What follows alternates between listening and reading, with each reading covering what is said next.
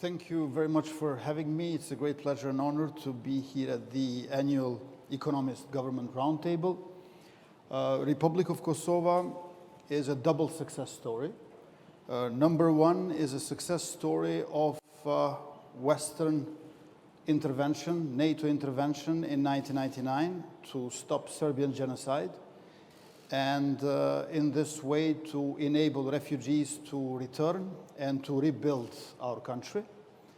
And number two, Kosovo is a success story in terms of having economic growth and qualitative democracy working hand in hand.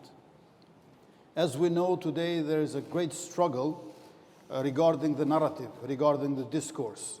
There are certain superpowers who want to show that autocracy is better for economic development. And Kosovo is showing that actually with democratic reforms, you can do well also when it comes to economic growth. We had 10.53% of GDP as our annual growth, the highest growth since the end of the war. Then we also increased our FDI by 22%, exports by 83%, capital investments by 10%, and in comparison to 2 years ago, annual budget of our state is 26% higher. So we are showing that with democratic reforms, we, on one hand, made our economy grow, but also redistributed the wealth and the growth by economic recovery package, which is made of amount of 7% of our GDP. We came out first in World Justice Project in the Balkans, number 60 in the world regarding rule of law. We went up, we rose by 17 places in Transparency International Corruption Perception Index, and likewise 17 places Reporters Without Borders on World Press Freedom Index. So democracy and economy go together. We are not a big country, but we are a great example. On the other hand, from the day one, we have condemned Russian invasion and military aggression in Ukraine. From our viewpoint, what we see today is Russian fascism. Fascism is not something which is reserved for Germany or Italy between two world wars, or for Pinochet's Chile half a century ago. Fascism is a plague that can fall upon each state, nation, country, and we have to be careful. Unfortunately, now we are facing Russian fascism. And one cannot be neutral. You cannot be neutral between fire and firefighter.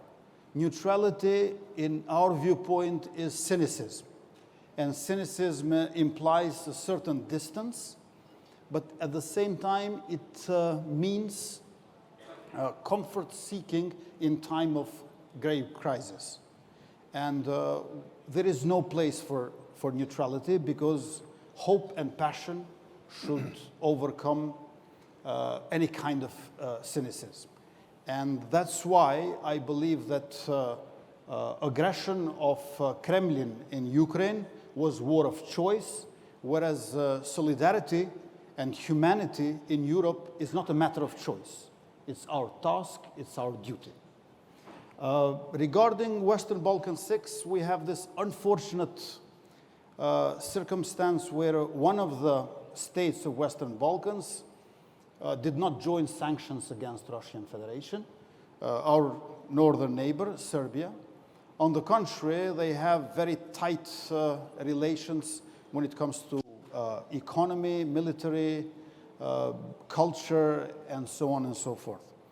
The solution for the Western Balkans, of course, is European Union. And towards that end, we need Berlin Process 2.0, a fresh start, a kickstart by Chancellor Scholz, and I have great hopes in his leadership.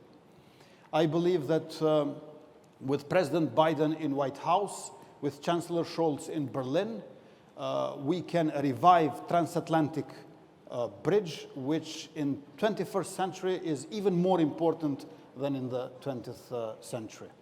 Berlin Process 2.0, if we may call it that way, could bring a tide lifting all the boats in Western Balkans, namely some initiative, some program modeled upon EFTA-EEA, something similarly that Norway, Liechtenstein, Switzerland, and Iceland have with EU, joint council and committee, surveillance mechanism, authority, joint court with EU as a value and mechanism, not outside EU. I believe that EU should be homegrown, yet not self-made. We need help from outside, but we should bring about EU values internally by doing democratic reforms always as a priority towards political stability. So democratic reforms over political stability makes sure that no autocrats will emerge.